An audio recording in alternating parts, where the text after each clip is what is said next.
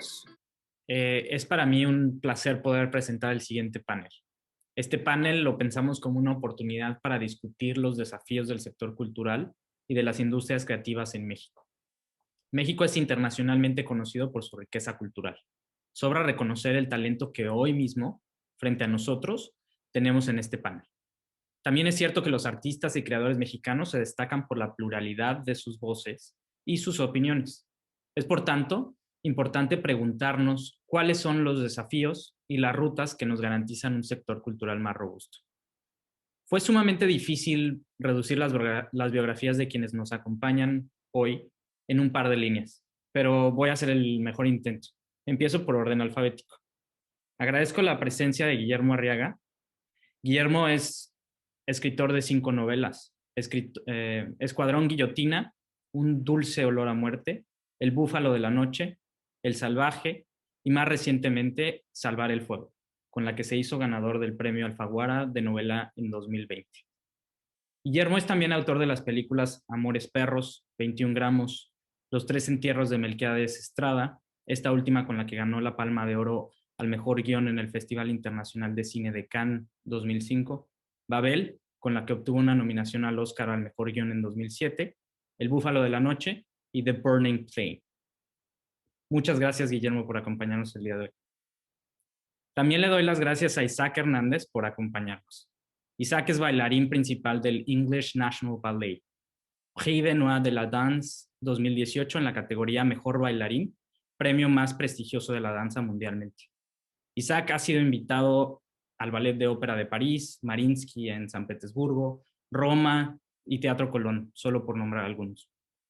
Isaac ha sido reconocido como embajador de turismo en México, como distinguido mexicano en el exterior y como uno de los 300 líderes en México.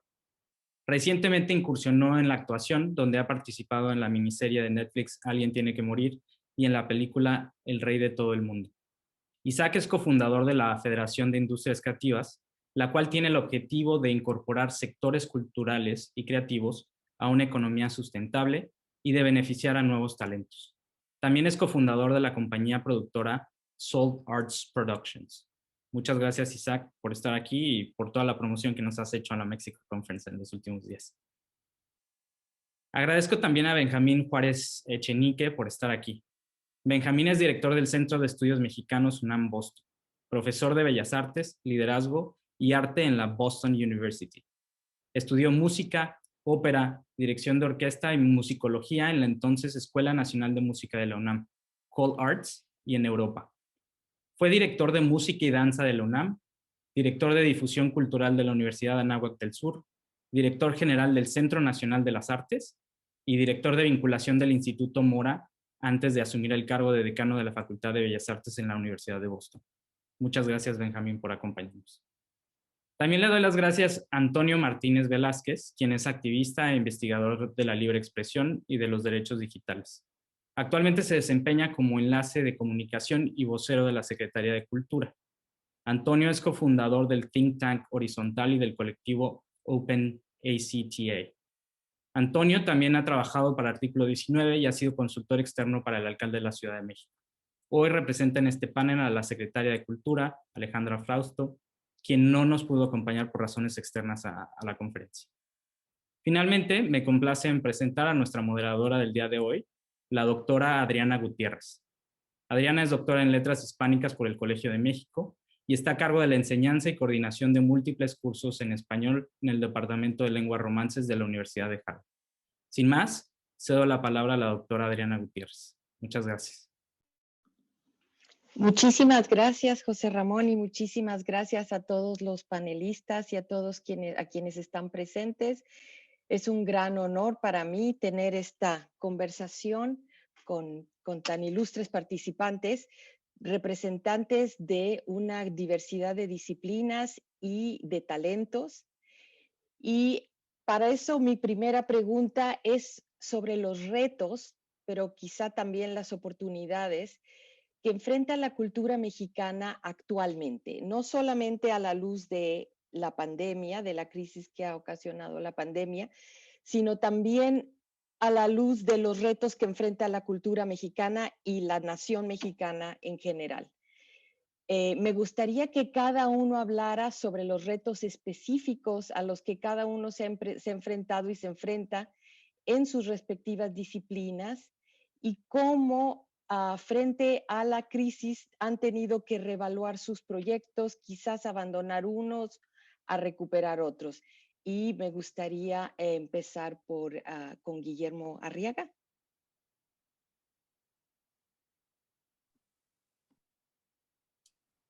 Hola, ¿qué tal? ¿Cómo estás, Adriana, Isaac, Antonio, Benjamín? ¿Cómo están?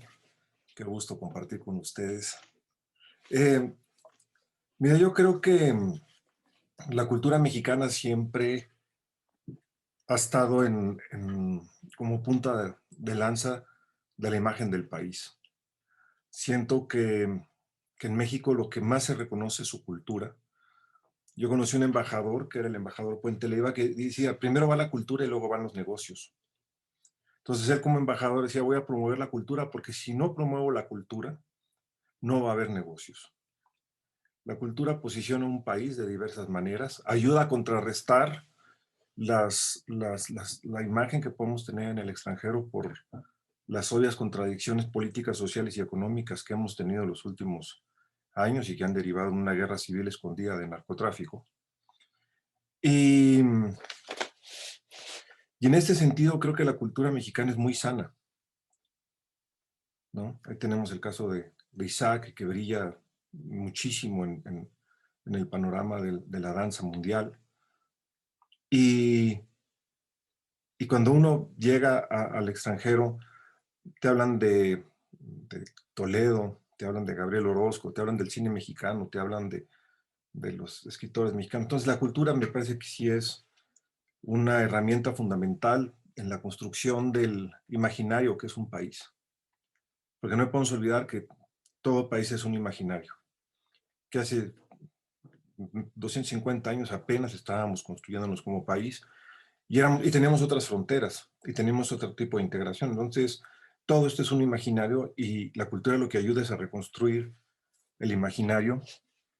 Y también es importante, y esto me parece fundamental, que la cultura sea porosa, que todos los grupos sociales puedan participar de la cultura, porque si no, no tiene ningún sentido. No tiene ningún sentido la construcción de un imaginario si los indígenas mexicanos no tienen un acceso, si los campesinos no tienen acceso, si los obreros no tienen un acceso. Entonces, la porosidad de la cultura creo que es fundamental para poder construir este imaginario que es un país. Totalmente de acuerdo. Y para eso, entonces quiero preguntarle a Antonio Martínez, ¿cómo ha hecho o cuáles son los proyectos de la Secretaría de Cultura para integrar estas voces que tradicionalmente han estado marginadas, de las que habla Guillermo, y que agregan y enriquecen aún más esta diversidad cultural mexicana que siempre nos ha caracterizado, pero que, como dice Guillermo, no siempre están presentes o no siempre están presentes de manera oficial, de manera validada? ¿Qué hace o cuáles son los criterios de la Secretaría de Cultura para integrar estas voces? Gracias, Adriana. Un saludo a Benjamín, a Isaac, a Guillermo. Y gracias por la invitación, desde luego. Y bueno, primero, digamos, con un contexto muy básico y muy rápido, pues diríamos cuáles son los momentos de las instituciones culturales mexicanas, ¿no? Y hay un primer momento, desde luego, el momento post-revolucionario, donde el Estado se configura para apostar desde lo público a un arte que pueda construir el imaginario del país después de la revolución. Y tenemos los grandes ejemplos como Diego Rivera, como los muralistas en general, y tantas otras representaciones, el cine mexicano de la época de oro, etcétera, ¿no? Donde el Estado es un jugador muy prominente y que además dicta imagina el propio Estado de qué se trata este país, ¿no? Y cómo con los años, digamos, eso fue tan exitoso y fue creciendo que también fue diversificándose desde las instituciones, desde luego, pero también en cómo se configura la cultura mexicana en los siguientes años. y particularmente en los últimos años, en los últimos 20 o 30 años, pues digamos, se privatizó o hubo una manera muy prominente de la participación privada, particular, comercial, dentro de la iniciativa cultural mexicana. Y ahí florecieron las industrias creativas, florecieron un montón de industrias que están asociadas a la cultura, desde luego como la de los videojuegos, como las grandes editoriales, etcétera, ¿no? Que eso es como el último empuje de estos años. El arte contemporáneo, no se diga, México es una meca del arte contemporáneo, donde se mueven cientos de miles de millones de pesos o de dólares en ese sentido, ¿no? Y ahora, digamos, en esta nueva etapa también de la historia del país y de la institución, pues es volver a entender quiénes de todas estas configuraciones históricas y recientes están excluidos por cómo el mercado o la institución ha dejado fuera de ejercer sus derechos culturales como creadores y como audiencias. Entonces, ahora digamos, la prioridad está y que es el eje de trabajo número uno, que es ser radicalmente incluyentes. Y cuando decimos radicalmente incluyentes, es pensar, desde luego, no en español, sino en 68 lenguas que se hablan en este país, y además en sus 334 variantes. Cuando se dice radicalmente incluyentes, estamos pensando en las comunidades y los grupos indígenas, que además son víctimas, y hay que decirlo, de un binomio que nos debería de avergonzar en todo el mundo, que es un binomio terrible, donde las comunidades con más riqueza cultural, con lengua propia, con manifestaciones culturales riquísimas, son también las más pobres, porque son indígenas y porque han estado excluidas no solamente del mundo de la cultura, sino de tantos otros mundos. Entonces sí, cuando hablamos de radicalmente incluyentes, estamos hablando de eso. Y bueno, lo que se hizo, o lo que han sido estos 2 años particularmente, ha sido voltear a ver a ellos y enfocar las políticas públicas y los presupuestos a las comunidades indígenas, a las comunidades afectadas por la violencia. Ya lo decía Guillermo Arriaga, pero la violencia ha desbaratado, desgarrado por completo comunidades que antes tenían algún tipo de asociación cultural o comunitaria y que hoy están completamente devastadas, que la violencia arrasó con su vida, con algunas de sus costumbres, a veces también con su lengua. La propia migración por un lado, ha enriquecido mucho este intercambio, pero por otro lado ha dejado prácticamente abandonadas muchas comunidades. Entonces ahí estamos trabajando.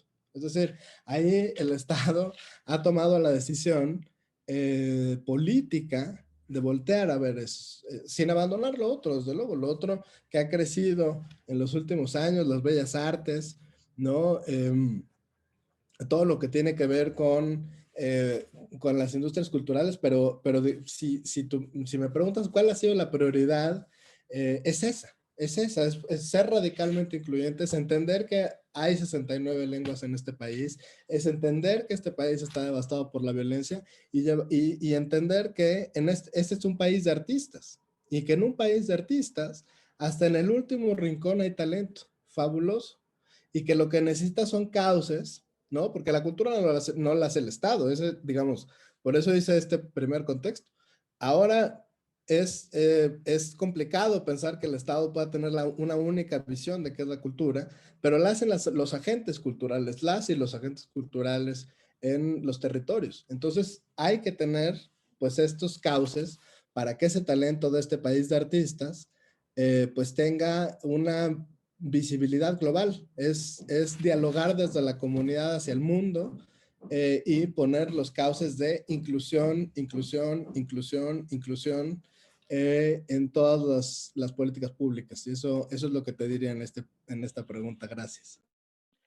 Muchas gracias por la respuesta, Antonio. Y creo que has tocado temas muy importantes, el de la violencia, el de la migración, que creo que son temas que engloban muchos de los problemas que enfrenta no solamente la cultura, sino el país. Y aquí quiero incluir y preguntarle a Benjamín, dentro de las comunidades que han migrado, en donde también hay voces marginadas y en donde por supuesto que hay voces muy talentosas, ¿cómo haces, Benjamín, que tú que has tenido tanta experiencia trabajando con grupos desde el extranjero?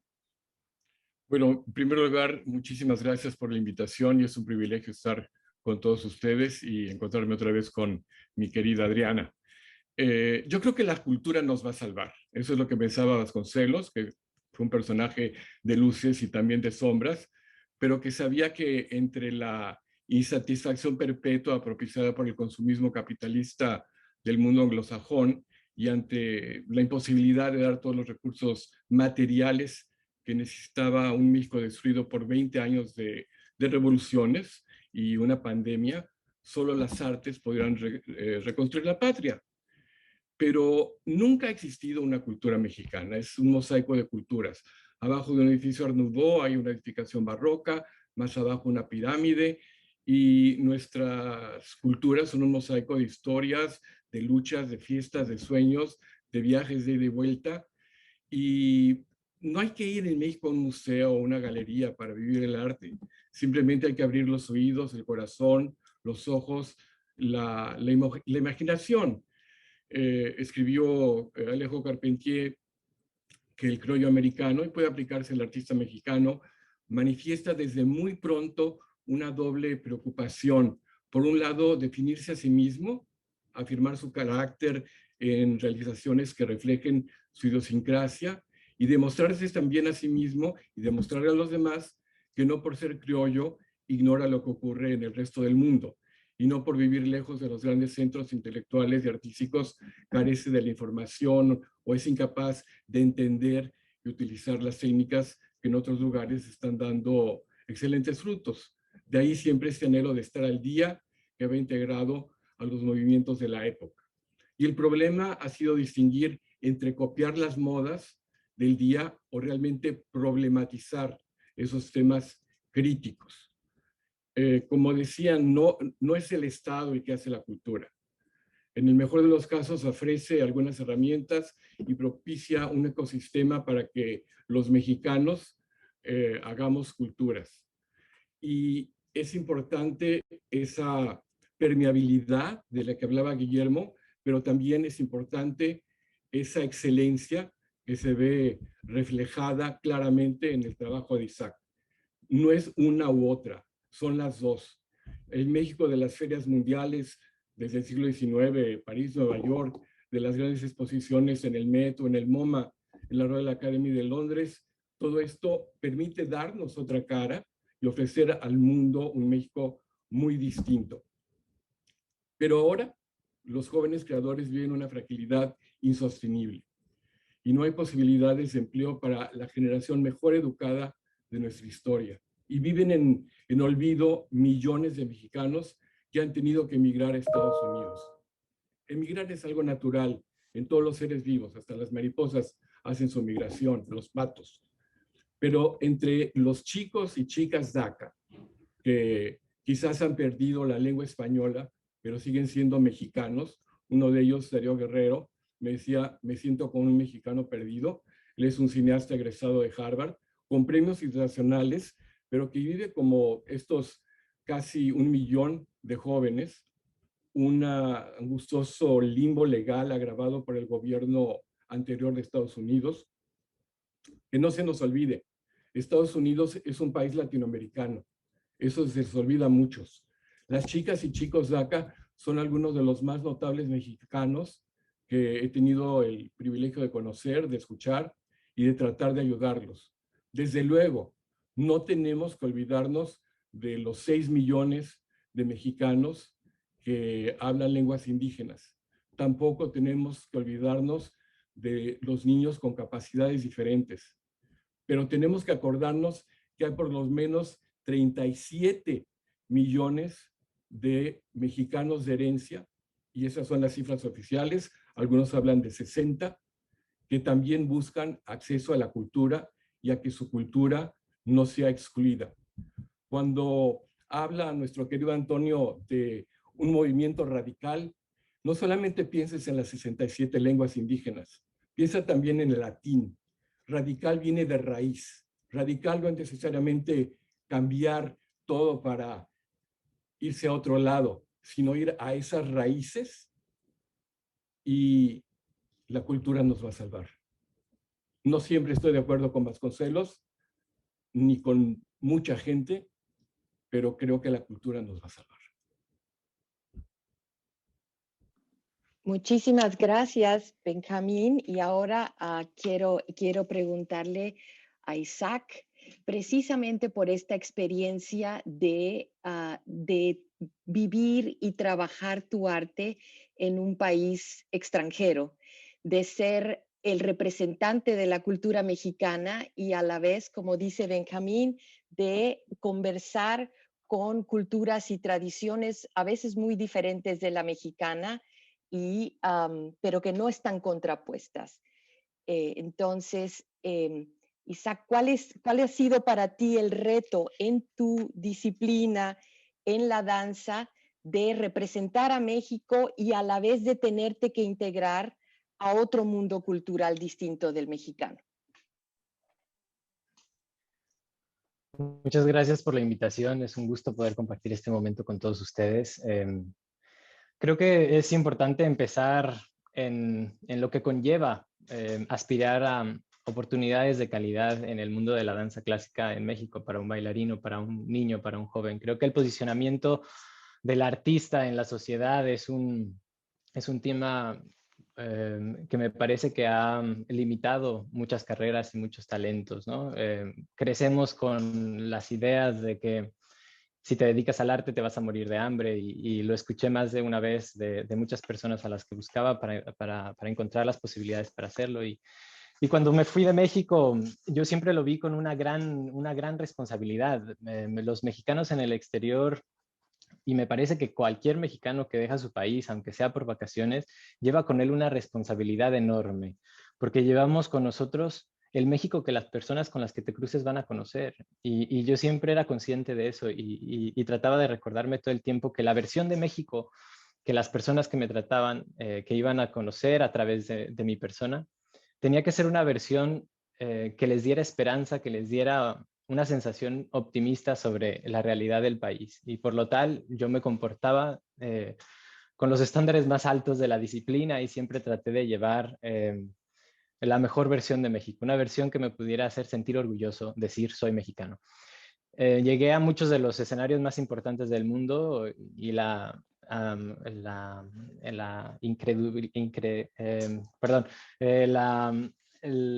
más difícil para las personas era creer que era mexicano. No entendían cómo había un joven bailarín que se haya desarrollado de esa manera y que haya empezado a bailar ballet en el patio de la casa. Entonces, empecé a ver las artes de diferentes maneras. Las vi como esa gran herramienta de movilidad social, que lo son, porque soy testigo de ello. Pude salir del patio de una casa en la colonia Seattle y llegar al Teatro Bolshoi, al Mariinsky, etc. Y vi cómo transformó mi vida y transformó la vida de las personas cercanas a mí y me dio posibilidades extraordinarias que me parecen fundamentales para el desarrollo de nuestro país, que más personas puedan tener acceso a oportunidades de calidad. Porque al final de cuentas eso fue lo que me llevó a entender las artes y a ver las artes en mi país como algo que no era precisamente de mucho prestigio para la mayoría de los mexicanos. Muy poca gente lo consideraba como una profesión seria, lo consideraban como una pérdida de tiempo, una pérdida de vida. Y eso es algo que me ha causado mucho conflicto a lo largo de mi vida, porque a mí me parece que no hay nada más importante que incitar a los jóvenes y a la sociedad a que desarrollen sus habilidades creativas y la única manera de hacerlo es a través del arte. Entonces, para mí una sociedad que constantemente me estaba diciendo que era una pérdida de tiempo me llevaba a pensar que íbamos a llegar a un lugar en nuestra historia creativa y cultural donde simplemente los modelos educativos alrededor del sector creativo iban a dejar de existir, íbamos a buscar otras prioridades y después nos íbamos a encontrar con un país que no tiene rumbo en este ámbito en particular. Entonces me empezó a preocupar y me empecé a investigar y a tratar de entender qué es lo que genera este sentimiento en la mayoría de los mexicanos. Y me puse a pensar de quién escuchas esas palabras, y normalmente es de tu familia, es de tu círculo cercano, son las experiencias que ellos han vivido, donde sí, efectivamente, en muchos tiempos de México, de nuestro país, se consideró ser artista era ser un muerto de hambre. Y entonces empecé a decir, el trabajo que se debe de hacer primero en México es darle a entender a los jóvenes y a la sociedad que el cambio se impulsa y se incita en diferentes ramas y en diferentes ámbitos, pero nunca pueden ir, como lo decía el maestro anteriormente, uno sin el otro. Siempre es un conjunto de cualidades que se requieren para desarrollar el potencial de un país y de una sociedad. Entonces, mi preocupación más grande dentro de esta situación es que, viviendo una situación como la que estamos viviendo con el coronavirus, lo más lógico por hacer es hacer un lado esta utopía, ¿no? de dar acceso a las artes, de dar una formación creativa a los jóvenes, de dar oportunidades de pensar en el futuro creativo de México. Ahora es momento, en diferentes países, lo vivimos en Inglaterra, en diferentes partes del mundo, es momento de salir adelante de esta situación. Pero me parece importante recordar que para salir adelante de estas situaciones a lo largo de la historia, el arte y la cultura siempre ha estado en el centro de la recuperación. Y ahí es donde me enfoco después en lo económico. Estudié el caso de las industrias creativas aquí en Inglaterra, y las industrias creativas me llaman mucho la atención porque están precisamente en una línea privilegiada entre el comercio y la cultura. Y eso es muy importante empezar a promoverlo en nuestro país y en toda Latinoamérica, porque no lo hemos considerado verdaderamente con su potencial que merece, ¿no? Las industrias creativas en el Reino Unido en el 2019 generaron 110 billones de libras de valor agregado a la economía. Y la Universidad de las Artes estimó que para el 2030 iban a generar 300 billones de libras. Entonces, eso es un potencial extraordinario. Entiendo que las realidades y los momentos de los diferentes países son muy diferentes y estamos en momentos diferentes, pero entiendo el potencial que hay ahí.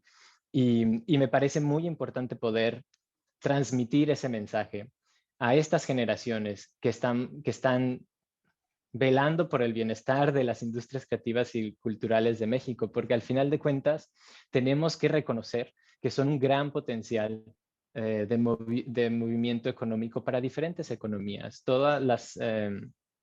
El movimiento que se genera a través de estas industrias es verdaderamente formidable y no lo podemos ignorar.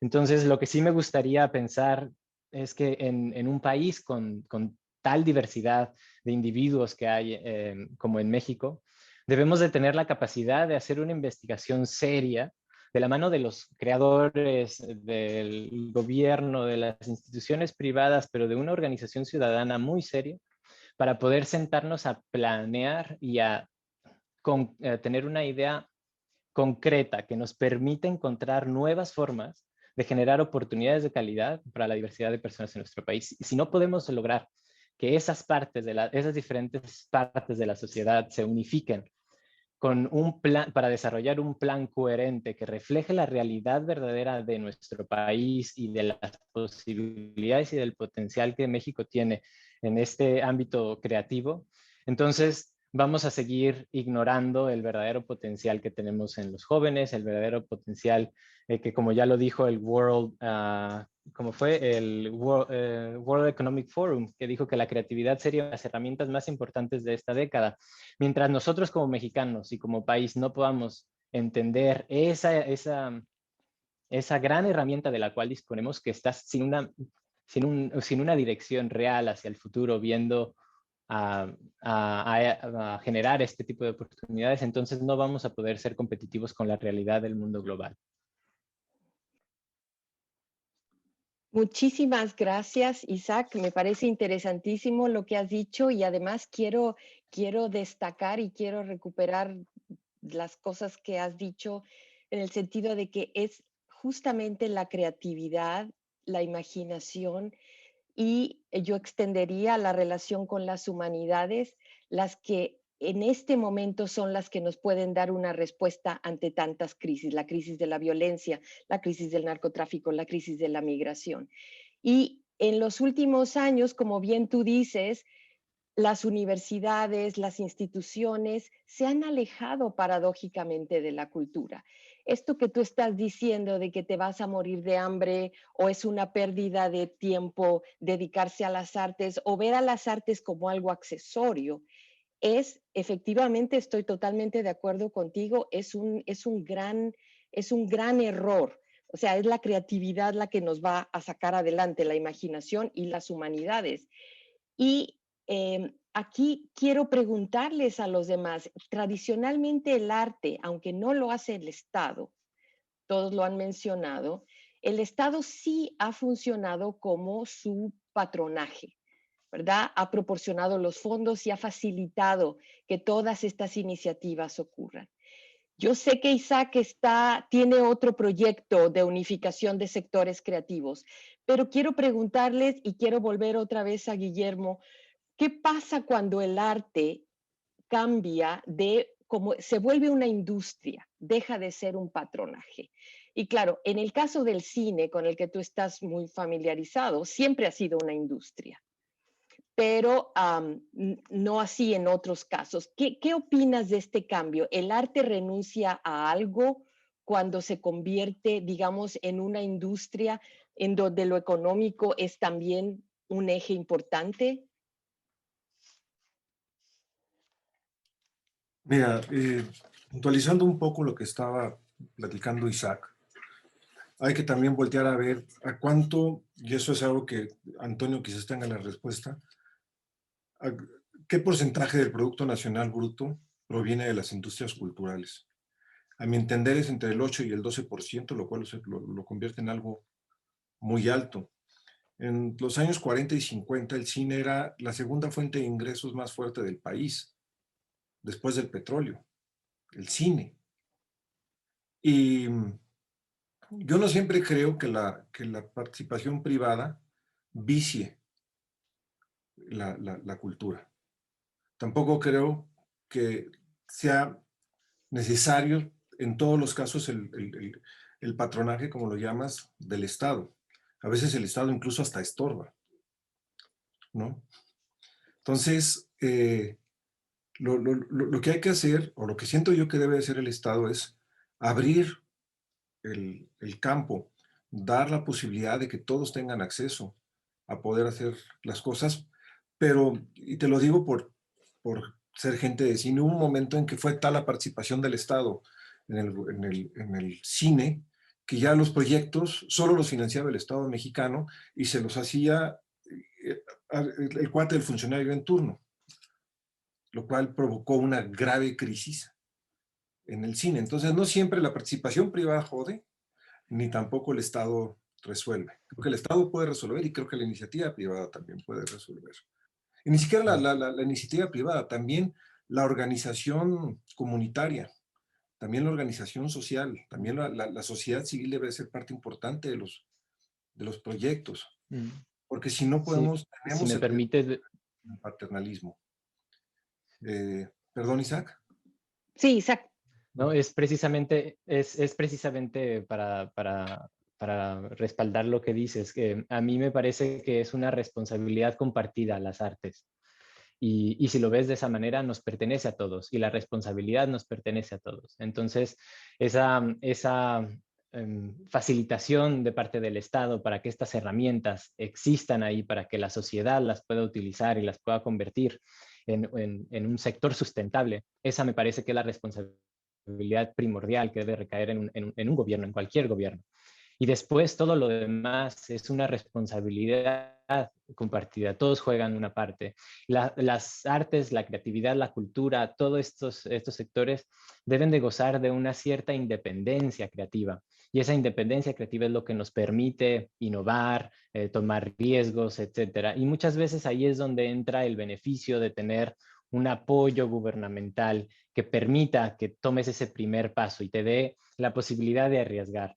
pero después el artista también y el creador también tiene que tomar su responsabilidad de hacer funcionar su proyecto de una manera coherente que refleje las necesidades y las realidades de los países en donde se generan este tipo de estructuras. Sí, porque Muchas gracias, Isaac. Perdón, perdón, nada más para Guillermo. agregar algo. Yo también estoy de acuerdo. El Estado debe de ser un facilitador de la cultura. Y yo creo que es muy importante tener políticas culturales claras por parte del Estado. Mientras más claridad hay, y eso es algo que aprendí en el cine, un director de cine que no tiene claridad no puede dirigir una película.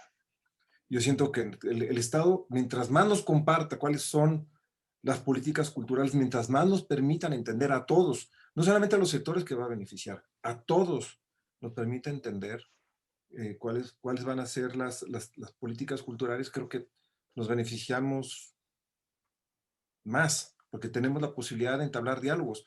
Porque al fin y al cabo, Benjamín, estoy de acuerdo contigo con lo que decía Vasconcelos, la cultura nos va a salvar, pero para que la cultura nos salve necesitamos mantener un diálogo entre todos los sectores de la sociedad y tiene que ser un diálogo muy activo y tiene que ser un diálogo muy participativo. Yo estoy de acuerdo contigo. Yo estoy obsesionado con la frontera, he hecho ya varias películas de frontera, en Los Tres Entierros de Melquiades Estrada, Babel, ¿no? Donde, ¿qué significa ser mexicano al otro lado del río? Entonces, sí hay una cultura que también nos alimenta desde Estados Unidos, la migración nos alimenta. Otra de mis obsesiones también, Benjamín, es cómo vamos a incorporar a las personas con discapacidad o con capacidades diferentes a este proceso. Yo estoy obsesionado con qué hace una persona con discapacidad o con otro tipo de capacidades en las zonas rurales, en los ejidos. Yo los invito a que vean, por ejemplo, el extraordinario sentido visual que tienen las personas con síndrome de Down, ¿no? La posibilidad creativa sonora que tienen los débiles visuales. Entonces, hay que explorar todos los campos y hay que hacer el diálogo lo más activo en la sociedad, es lo que yo creo. Muchas gracias, Guillermo. Antonio, ¿quieres contestar a lo que han dicho los demás? No, bueno, Y luego Benjamín, y luego Benjamín. Sí, levanto la mano porque es realmente súper interesante lo que se está planteando alrededor de el papel del Estado en la cultura. Y el papel del Estado en la cultura, evidentemente, por lo menos en México, tal como se construyó el andamiaje institucional histórico de la cultura, pues el Estado tiene un papel pues fundamental, central. En otras sociedades no lo tiene, ¿no? A veces solamente es administrador, a veces solamente permite algunas cosas o no se mete directamente. En el caso de México sí, y eso ha sido además una ventaja, ¿eh? Vemos cómo en otros países pues los museos están rematando sus obras de arte porque van a tener que cerrar con la pandemia, y aquí eso no pasa. O sea, el Palacio de Bellas Artes no está rematando los murales de Diego Rivera, porque tiene garantizado un financiamiento, lo mismo que el MUNAL o que el Museo de Arte Moderno. Digamos, en ese sentido es sano tener una participación pública importante dentro del mundo cultural. Eso por un lado. Por otro lado, y creo que eso, y es muy bueno lo que dijo Guillermo sobre cómo se venían dando algunos de los apoyos al cine o a otros lugares, pues eso también es parte de una revisión que se tienen que hacer las instituciones de cómo, para qué y a quién está sirviendo el dinero público, porque al final el dinero público es de todos, ¿no? Entonces, había mucha presión también de una parte de la sociedad que decía, bueno, ¿por qué estamos financiando una película? No voy a decir ahorita directores o autores porque no vale la pena y además porque no construye, pero ahí está en las redes sociales, ¿no? ¿Por qué el presupuesto público está solo financiando la película de un comediante o lo que sea, ¿no? Y ahora, por ejemplo, que acaba de cerrar la primera convocatoria del programa de fomento al cine mexicano, pues entraron casi 600 propuestas. Se dividió el apoyo de una manera mucho más transparente para preproducción, para producción, para postproducción. Se abrieron categorías, por ejemplo, de preservación de archivos, de exhibición, de lugares de exhibición independiente que no estaban apoyados. Es decir, sí, esas revisiones permiten que el dinero público sirva mejor, ¿no? Y lo mismo con el sistema de creadores, ¿no? Que tanto se discutió, bueno, ya se acabó porque los fideicomisos, bueno, los fideicomisos es una manera de administrar el dinero, pero no es el apoyo, ¿no? Y eso no solamente no desapareció, sino que justamente con partes de lo que decía uno de los ejes de trabajo, como la inclusión, pues se democratizaron los jurados, que antes era el ganador nombraba al jurado, el jurado nombraba al ganador, el ganador nombraba al jurado. Eso se acabó, ¿no? Ahora es una insaculación universal entre todos los que han sido miembros del sistema, y eso ha permitido, por ejemplo, te doy un dato, que el 70% de los nuevos integrantes del sistema nunca hayan tenido ningún apoyo, ¿no? O sea, eso te habla de cómo estaba o concentrado o centralizado o estaba de alguna manera arreglado y cómo se empieza a democratizar. Y esa es una parte fundamental del Estado. El Estado tiene que nivelar o darle una plataforma a aquellos que en el mercado perderían. El mercado es inclemente y es brutal, ¿no? Y hay muchas artes que ya se hubieran perdido sin el patronaje del Estado. Hay muchas prácticas que se hubieran perdido si no tuvieran un piso del Estado. Y por supuesto, regresando a lo que dije al inicio, por ejemplo, con el programa de cultura comunitaria, que atendemos a 12,000 niños y jóvenes en todo el país por 3 horas diarias con maestros profesionales de arte, pues eso está poco a poco, en 2 años, poco a poco, modificando sus vidas, ¿no? Y eso eventualmente, digamos, este programa conecta con el resto del sistema donde el Estado puede impulsar carreras. Y eso es muy interesante verlo.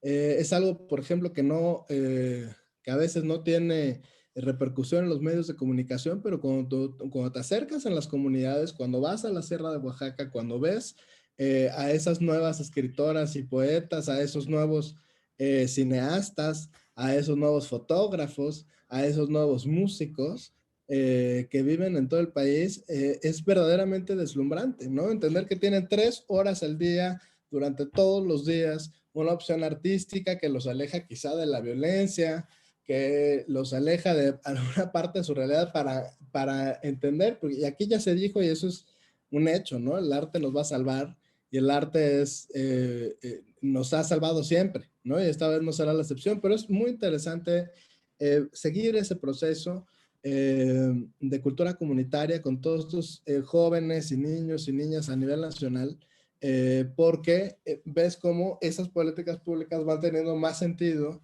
con ese presupuesto público que es de todos. Y finalmente, digamos, con el tema de la pandemia, que también me parece, es muy interesante también cómo el papel del Estado hace la diferencia, ¿no? Vuelvo al tema de algunos museos o espacios privados en otros países del mundo que están pues prácticamente tronándose los dedos por subsistir y aquí, bueno, por un lado están los espacios estatales que 100% financiados y que no están en riesgo alguno, pero por otro lado, digamos, solamente en esta pandemia, pues hemos destinado básicamente 260 millones de pesos, que es más o menos 12 millones de dólares, para apoyar a espacios escénicos, para apoyar a pequeñas producciones desde casa, para apoyar directamente a creadores. Y eso es interesante, cómo, digamos, de alguna manera, el Estado puede generar cierto soporte o cierta red de soporte para un gremio que además, si bien efectivamente es parte fundamental del PIB, por arriba del 7% en el más conservador de los números, también está muy precarizado. O sea, nosotros llevamos a cabo un censo muy importante que ahorita lleva 26,000 registros de agentes culturales en todo el país y más de la mitad tiene o recibe un salario mínimo, ¿no? O menos, ¿no? Lo que los coloca por debajo del promedio del ingreso según la INIC del INEGI. Es decir, y estamos hablando de músicos, estamos hablando de pintores, es decir, sí, hay unas industrias creativas que tienen muchísimo empuje, el cine, el arte contemporáneo, el diseño, el tema de los videojuegos, etcétera, por un lado, pero por otro lado entender que la comunidad cultural tiene esta realidad de un salario mínimo menos, y en esa desigualdad es donde entra el Estado, porque el mercado ya los hubiera aplastado por completo, ¿no? Entonces, creo que hay que entender como esa complejidad para poder impulsar estas políticas públicas en las que además, digamos, por este diálogo que estamos teniendo, pues muchos estamos de acuerdo en lo que se tiene que hacer, ¿no? Pero esta realidad Claro. no la podemos poner a un lado. Claro, muchísimas gracias, Antonio. Benjamín. Mira, el ser humano necesita explorar, necesita ir a lugares desconocidos. El artista también necesita romper lo conocido y entre quedarse en lo cómodo, en lo vendible o repetible y hacer algo nuevo, los valientes siempre van a buscar algo nuevo. Como Guillermo van a la frontera, que es un lugar riesgoso. Entonces, no es nada más el mercado y el Estado. Hay también espacios de la sociedad civil autónomos, que esto viene mucho del trabajo que se hizo en la London School of Economics en tiempo de Tony Blair, cuando tuvo por primera vez Gran Bretaña un ministro de Cultura que era negro y que llegó a ser ministro de Cultura, después ministro de Educación Superior, porque tiene una voz maravillosa, es un querido amigo mío, si quieres te lo presento, Isaac, es miembro del Parlamento todavía, se llama David Lammy, y él llegó a donde llegó porque cantaba muy bien. Aunque era negro, llegó a donde no había llegado ningún hijo de un negro alcohólico que lo abandonó de niño. Entonces, una parte es lo que hace la sociedad civil, que tiene que tener apoyo del mercado y vigilancia del Estado. Otra es lo que hace el Estado, que tiene que ser catapulta para que los poquitos recursos, porque Antonio nos dabas unos números interesantes, pero yo he dado clases en todos los estados durante muchísimo tiempo. Durante el surgimiento de la revolución zapatista en Chiapas, yo era el único chilango que estaba dando clases para los maestros de música de las bandas de allá. Y la gente era muy callada, aprendía mucho, decía poco, me costaba mucho, tenía que entrar a dinámicas de juego para oírlos. Y también tengo muchos exalumnos en Oaxaca. Y me dicen que acaban de sacar una convocatoria donde piden maestros de violín a los que les pagan 2,000 pesos al mes. Eso no es salario mínimo ni aquí ni en Bangladesh. Entonces, una parte es lo que puede hacer el Estado, otra parte es lo que no puede hacer el Estado y necesita de la filantropía, otra parte es el cine o la literatura o la música experimental que sale cara y que necesita un apoyo de ambos, y obviamente las industrias que tienen mucho éxito. Yo tuve el privilegio y también estoy igual de contento de haber trabajado con Pixar como consultor cultural para la película Coco, que llegó a producir más de $1 billón. Entonces, son mundos distintos. Es muy complejo, como dices, pero no es nada más el mercado y el Estado. Este tercer sector es también el que tiene que propiciarse. Mi esposa es dueña de una disquera y tomó la vocación de ayudar a los músicos mexicanos que estaban sin dinero. En forma anónima, funcionarias del primerísimo nivel de la Secretaría, no voy a mencionar los nombres porque lo hicieron en forma anónima, hicieron donativos y llegaron en total a juntar más de 250,000 pesos, $250,000 para gente que se estaba muriendo de hambre. Esto no lo hizo ni el mercado ni el Estado, lo hizo la sociedad civil. Y también hay que abonar ahí. Y Isaac, lo que hizo, por ejemplo, en esa época el ballet de llevar una función de Romeo y Julieta, poniendo a chicas y chicos de los barrios más pobres de Londres, después de un año de trabajo, como un experimento de inclusión social en algo que requiere tanta disciplina, con una coreografía, creo que de Macmillan, así un coreógrafo muy importante, fue algo maravilloso. Pero quisiera hacerte a ti una pregunta, Isaac, y es, dentro de este mundo que mencionaba yo del mercado, de lo mexicano, etcétera, y puede ser también para Antonio, cuando se creó el Centro Nacional de las Artes, que tuve el privilegio de dirigir, y no por dedo mágico de nadie, sino por el concurso de servicio profesional de carrera, que después desapareció, me sorprendía que la escuela de danza clásica de ballet se hubiera ido de las viejas instalaciones de Chapultepec al maravilloso Centro Nacional de las Artes, que se hizo un poco a la carrera y no tiene los 3 metros ni los pisos ni hay vestuarios, así es que era un poco difícil. Después ya fuimos mejorando eso en otros centros estatales de las artes. Y también se trajo el de danza moderna. Pero el de danza tradicional, de danza regional mexicana, se quedó en los edificios viejos de Chapultepec. Yo creo que en ese momento la imagen del México de moderno que se imaginaban las autoridades y el régimen incluía lo moderno y lo clásico, pero no lo tradicional. No hay que olvidar ninguna de las tres y no hay que olvidar la excelencia. Pero ¿tú qué respondes a eso, Isaac? Tú eres el que sabe.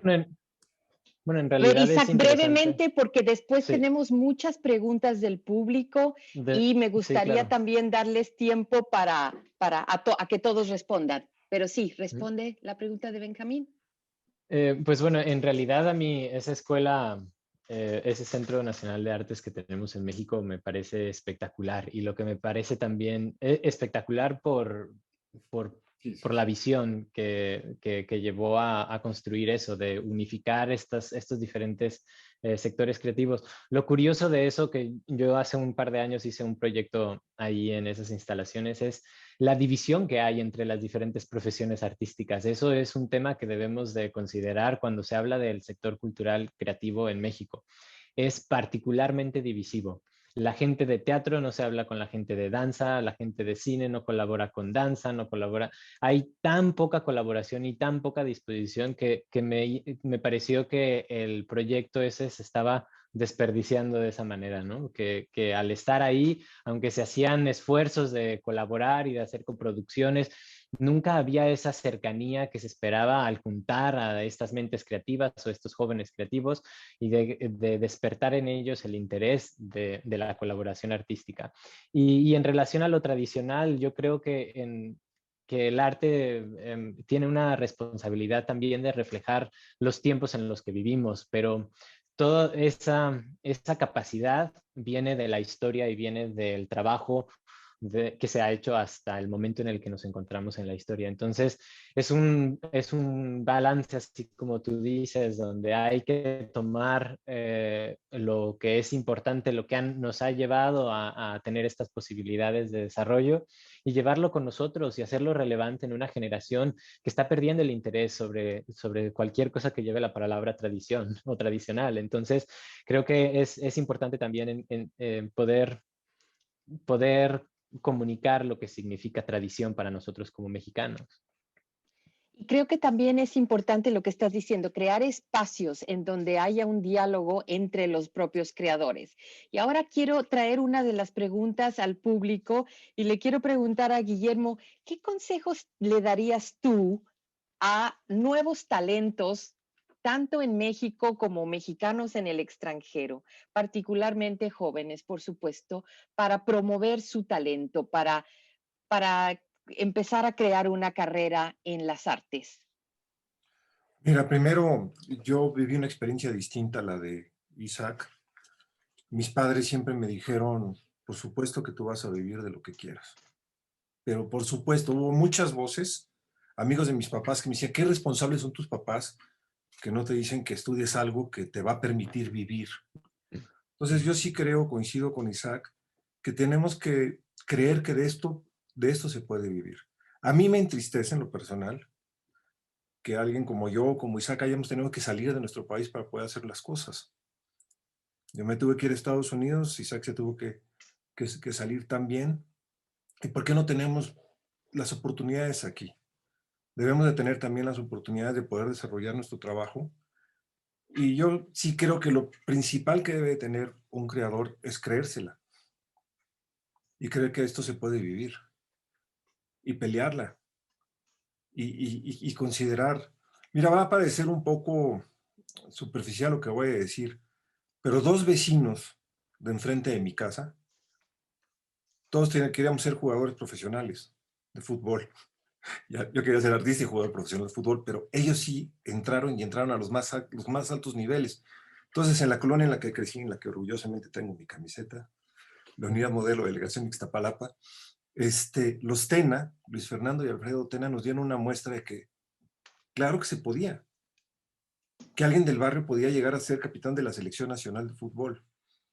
Entonces, creo que la confianza que debe de tener un creador en sí mismo es fundamental para poder estar en este rubro, para poder hacer las cosas como uno quiere. Muchísimas gracias. Y ahora, Isaac, ¿tú harías una recomendación distinta de la que ha hecho Guillermo? Bueno, también es una combinación de cosas y también concuerdo en eso, pero la disciplina para mí ha sido clave, ¿no? La disciplina y el entendimiento de lo que quieres ser, ¿no? Y el permitirte soñar e imaginar es una grandísima herramienta. Es un gran motor que es lo que nos ha llevado a construir la realidad que conocemos. Entonces, yo siempre me recordaba eso y creo que es muy útil darte cuenta que todo lo que está a tu alrededor fue pensado, imaginado por alguien más. ¿Por qué no tomar tu responsabilidad e imaginar y construir y desarrollar tu potencial al máximo? Es casi una responsabilidad. Para poder ejercerla se requiere de disciplina, de determinación y más que nada supongo que es a lo que se refiere Guillermo, de un sentido, de un propósito. Y creo que siempre y cuando te aferres a un propósito, a un sentido, a tu vida, entonces vas a poder superar otros malos hábitos con los que nacimos, como la pereza, etcétera, etcétera. Déjame agregar algo, Adriana. Sí, claro Para mí que es muy sí. importante para los creadores pensar en metas y no sueños. Hay algo en los sueños que tiene un sentido balicón y yo creo que si tienes metas, es mucho más claro, como dice Isaac, un propósito. Y yo sí creo que la disciplina es fundamental. Yo cuando he dado clase he dicho el rigor es lo único que verdaderamente hace un creador. Ni siquiera el talento. Di clases muchos años y creo que el talento está sobrevalorado. Creo que el rigor es la palabra fundamental. Pues muchísimas gracias. Y ahora, justamente tratando de juntar lo que los dos han dicho, y esta es una pregunta para Benjamín, esfuerzos como la visión UNAM Boston, ¿tú crees que puede dar alternativas, evitar fuga de talentos, por llamarlo, o sea, lo que ha dicho Guillermo, evitar que más mexicanos tengan que salir al extranjero para realizar sus sueños artísticos? Yo creo que no hay fugas de talentos. Yo creo que Guillermo en Estados Unidos o Isaac en Inglaterra son puentes. Cuando Julio César se volvió emperador, tenía un título de pontífice que después heredaron los papas católicos. Y el pontífice es el que sabe poner las puertas, las piedras para construir un puente. Si los artistas, los intelectuales, los científicos van y vienen, colaboran con expertos de otros lados, y aquí también mi recomendación para los jóvenes es que busquen mentores y que se acerquen a la gente más grande. Y es lo que tratamos de hacer a través de la UNAM Boston y todas las sedes de la UNAM y la visión internacional de la vocación que tiene la Universidad de México, la Universidad de la Nación, el que haya resonancia para el saber, para la creatividad de los mexicanos y mexicanas. Y igual trabajo con el Centro de Astrofísica que con escuelas de estudios latinoamericanos, programas de derechos humanos que programas de musicología. Para darte un ejemplo, un chico también, ni siquiera DACA, todavía no se ha declarado DACA, que cruzó la frontera a los 2 años con sus papás, precisamente por Tijuana, y que ahora es estudiante brillante, seguramente va a estar en ingeniería en Harvard. Quería hacer algo que tuviera que ver con el heavy metal, porque le gusta la música de heavy metal como protesta. Está participando en un seminario en la UNAM, virtualmente, donde estamos viendo la influencia de Baudelaire y las flores del mal, de los poetas malditos y las voces oscuras en el heavy metal mexicano. Eso no es apropiación cultural. Con el manifiesto antropófago comemos todo y lo que no digerimos.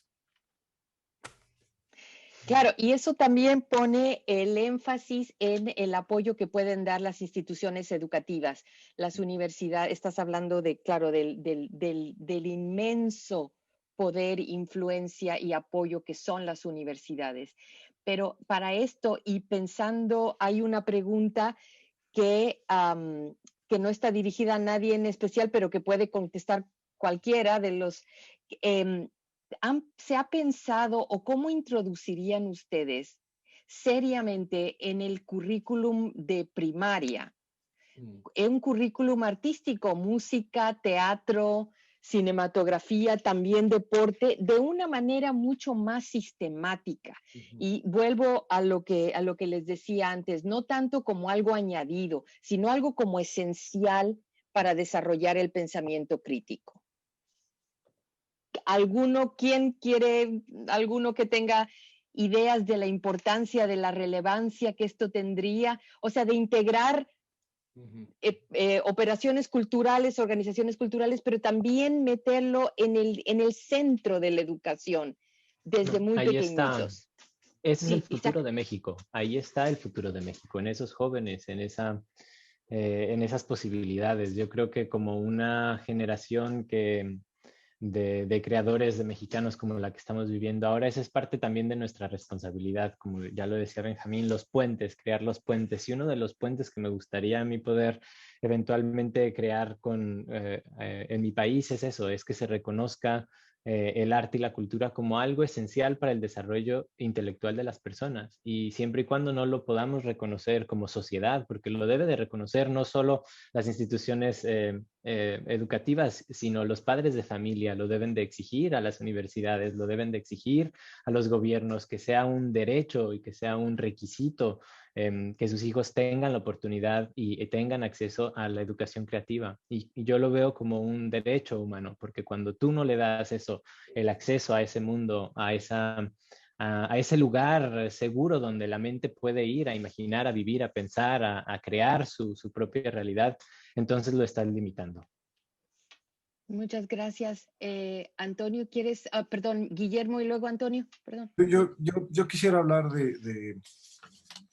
yo sí creo que ahí es importante que la formación se vaya incorporando poco a poco en los currículums de todos los niveles de la escuela. Yo en algún momento hice una propuesta, en lugar de hablar de música o de literatura, hablar de espacio, sonido, luz, movimiento, narración, que no necesariamente tengamos que poner a los niños en esto es ballet, esto es novela, esto es teatro, sino este es el sonido, ¿qué pueden crear con el sonido? ¿Qué pueden crear con el movimiento? ¿Qué pueden crear con el espacio? ¿Qué pueden crear con la luz? Si algo me benefició en la vida, es que en la secundaria en la que estudié, teatro era obligatoria. Y me ayudó como nada me ha ayudado. O sea, definió la persona que soy.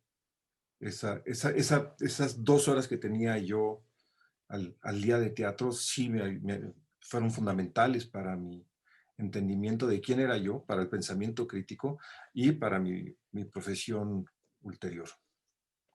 Sí, aquí quiero aclarar que, por supuesto que, o sea, esto, yo estoy de acuerdo con Isaac, esto tiene que estar en el centro de la educación. Algunos, como ustedes, serán artistas muy talentosos, pero incluso los que no lleguen a hacerlo, el desarrollo de la personalidad va a ser muy diferente si hay acceso a la creatividad. Y como dice Guillermo, no tenemos que ponerle nombres, tenemos que dar simplemente acceso a espacios de creatividad y de arte. Pero, a ver, Antonio quería responder a lo que había dicho Guillermo. No, bueno, rápidamente a lo que se está planteando es que es fundamental. O sea, es decir, México está reconocido en la Constitución, es un derecho humano el acceso a la cultura, pero no es lo mismo que está escrito en la Constitución a ejercer y hacer realidad que es un derecho humano, ¿no? Y en ese sentido, pues sí, efectivamente, aquí los que estábamos en este panel, pues sí, probablemente tuvimos acceso a educación artística temprano. Yo particularmente tuve a música, yo tocaba el violín y a dibujo desde muy pequeño. Y efectivamente eso te transforma la manera en cómo te relacionas con el mundo y cómo encuentras tu lugar en el mundo. Eso es interesante, pero eso habla también de la desigualdad, como unos podemos tener ese privilegio y otros no tanto. Y en ese sentido, hace rato les contaba del programa de cultura comunitaria que atendemos a 12,400 niños en un sistema no escolarizado, pero sí con maestros profesionales durante muchas horas al día, todos los días, en muchas comunidades. Y bueno, el proyecto, el planteamiento es dejar de hacer esta distinción entre escuelas de tiempo completo públicas, desde luego, y escuelas de no tiempo completo, y fusionar este tipo de iniciativas, es decir, a veces, e inclusive las instituciones, está separado. O sea, dicen, bueno, no, que la Secretaría de Cultura tenga ese programa y tengan unos niños y entonces los forma artísticamente, y por otro lado está la educación escolarizada en la escuela, etcétera, y no, o sea, tiene que ser una misma, no puede estar separado. Entonces, se está trabajando, es un trabajo que desde luego por las características, por un lado del mundo educativo, de la institución educativa, de los maestros, y por otro lado, pues del empuje que necesita un proyecto de esta naturaleza, pues lo estamos viendo, volver a la educación artística en todas las escuelas, 100%, no solamente en la de tiempo completo, no solamente en algunas, y con este programa que ya estamos impulsando y que ha sido pues exitoso, plantearlo de manera seria y se está trabajando en eso. Y aún así, con toda la voluntad, yo sé de varias veces en la historia, por lo menos de los últimos 30 o 40 años, donde se ha planteado ese mismo asunto y pues se ha perdido por distintas razones, por una batalla política con el sindicato, por una batalla, o sea, es decir, se ha perdido por distintas razones. Ahora, no vamos a dejar de intentarlo.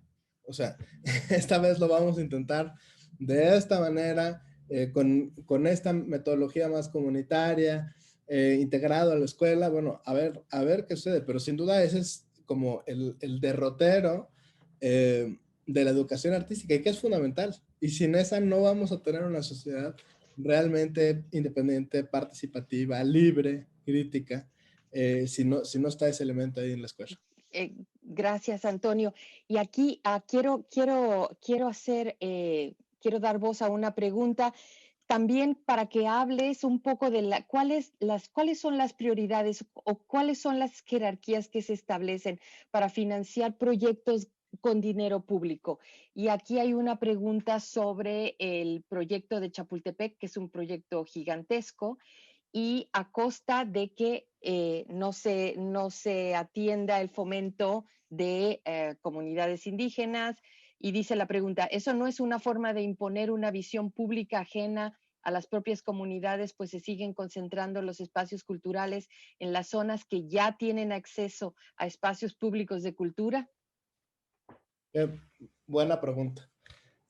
No, a ver, hay que entender, uno, que el proyecto de Chapultepec es un proyecto prioritario de la Presidencia de la República y que hay que entenderlo no como un proyecto cultural aislado. Es un proyecto que está en una serie de proyectos que dan una idea de a lo que le apuesta este gobierno, ¿no? O sea, eso se tiene que leer junto con el proyecto del Parque Ecológico del lago de Texcoco, junto con el Tren Maya, junto con el programa de Jóvenes Construyendo el Futuro. Es decir, el proyecto Chapultepec, junto con otros 30 proyectos prioritarios, son aquellos que el presidente o la presidencia de la República ha decidido que juntos configuran una nueva idea de país y una nueva idea pues sí, de país directamente. Eso por un lado.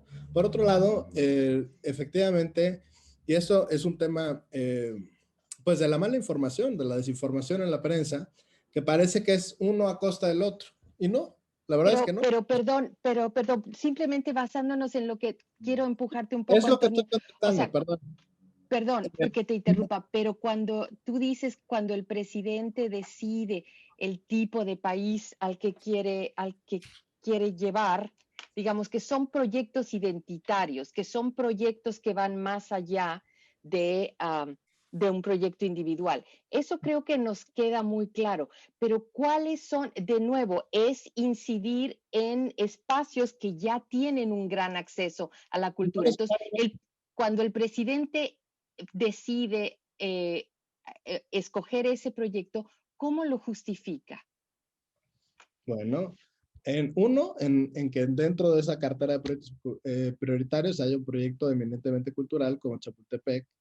2, que no hay un proyecto prioritario distinto, o sea, de los 30 que hay, no hay ninguno en la Ciudad de México, en este caso toca la Ciudad de México. Hay que atender los proyectos prioritarios en todo el país, ¿no? Y como una red de cosas. 2, bueno, que fue que estaba desde la campaña y lo votaron 30 millones de personas. Eso le da una legitimidad total a este y al resto de los proyectos, por un lado.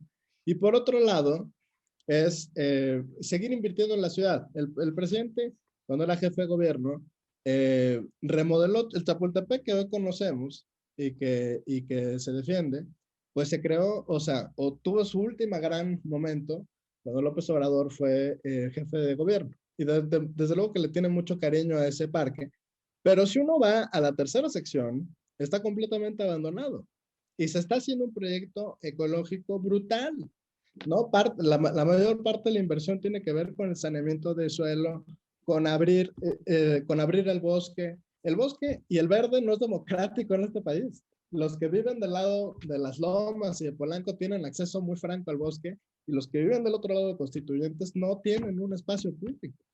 Entonces es entender, reimaginar la ciudad desde la cultura con un proyecto de esta naturaleza que además no compite con el resto del trabajo que estamos haciendo en todo el país. Hace rato les contaba de cultura comunitaria, que está en 700 municipios de todo el país, que tiene la mayor inversión, que atiende a niños y jóvenes.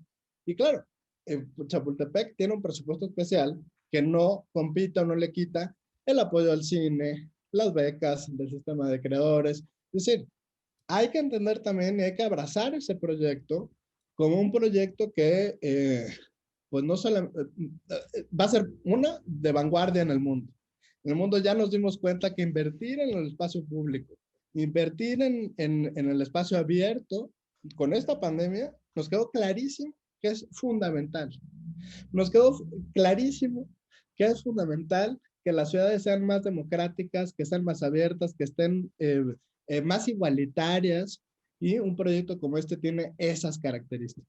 Entonces creo que todo lo contrario, es un proyecto necesario, es un proyecto que además le agrega 100 hectáreas al bosque en la parte de Santa Fe, donde es una parte muy pobre que además muchos de los que se quejan ni siquiera la conocen, muy pobre, muy violenta, que ahora va a tener un espacio público y que va a tener una Cineteca Nacional y que va a ganar un lugar donde imaginarse como individuo y como comunidad, y donde, como ya dijimos todos aquí, pues el arte nos va a salvar. Y cuando esos millones de personas ganan un espacio cultural, ganamos todos, gana todo el país. Creo que eso es muy interesante decir. Ok, no, muchas gracias. Yo creo que más bien la preocupación es que todos estos proyectos vayan más del sexenio, de las decisiones de un sexenio, que haya más una continuidad. Y en eso voy a llevar la última pregunta para Benjamín, para Guillermo o para quien quiera. ¿Cuál es la participación que deben tener los artistas en la creación de todos estos nuevos proyectos, precisamente para que haya una continuidad, para que, aunque sea en una democracia, precisamente no, para que no sea una persona la que decida, esto es lo que se va a hacer.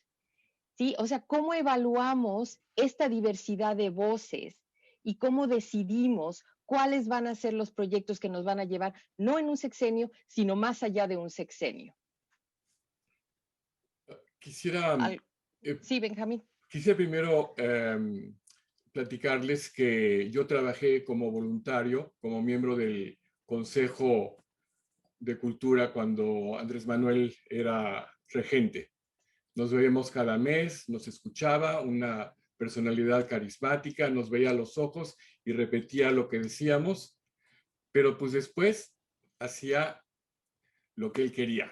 De todos modos, una gente que era entrañable para muchos de nosotros. Entre ellos, Paco Ignacio Taibo estaba casi siempre sentado conmigo y estábamos de acuerdo. Ahorita no estoy tan de acuerdo. Creo que la gramática y la dialéctica son muy importantes como parte del trivium, pero también hay que tener la lógica y pasar al quadrivium y tener los números, la aritmética, la geometría, la astronomía y después la música para decir con los números cuestiones que sean evidentes. Cuando hablas, Antonio, de 700 municipios, pues nada más Oaxaca tiene 570. Y lamentablemente, cuando ya tienes tantos años como yo, ves que grandes ideas como Enciclomedia, en las que se gastaron millones y millones de pesos, terminaron en buenas intenciones. No dudo jamás ni de la honestidad, ni de la buena voluntad de este gobierno. Yo quiero que además, como Pumas, la Secretaría de Cultura y el presidente tengan el éxito para que todos los mexicanos tengamos éxito. Pero hay que ver que, respondiendo la pregunta de Adriana, que no solamente se trata de manejar la gramática y la dialéctica, también hay que usar la herramienta del músico, tú que estudiaste violín, que son los oídos. Y hay que oír a las voces de Isaac, de Guillermo, hasta de Benjamín.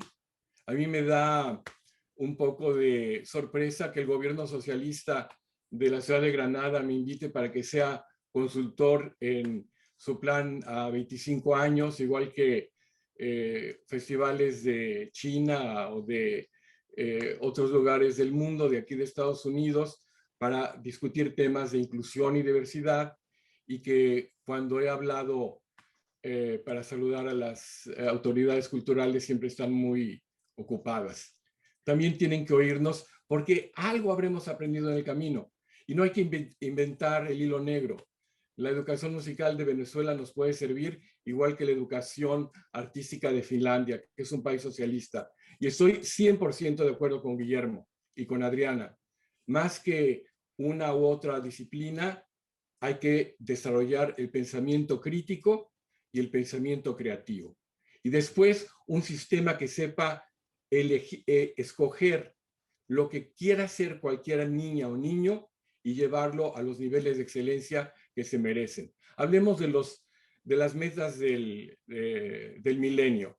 Es la educación de calidad. Y la educación de calidad se define de muchas maneras, pero en todas está incluida la educación artística. Muchísimas gracias. Pues creo que allí, creo que ya estamos en el límite de tiempo. El próximo panel es a las 6 y creo que también para que la gente tenga un pequeño descanso. Muchísimas gracias. ¿Me das permiso sí. de agregar 2 cosas más, por favor? Sí.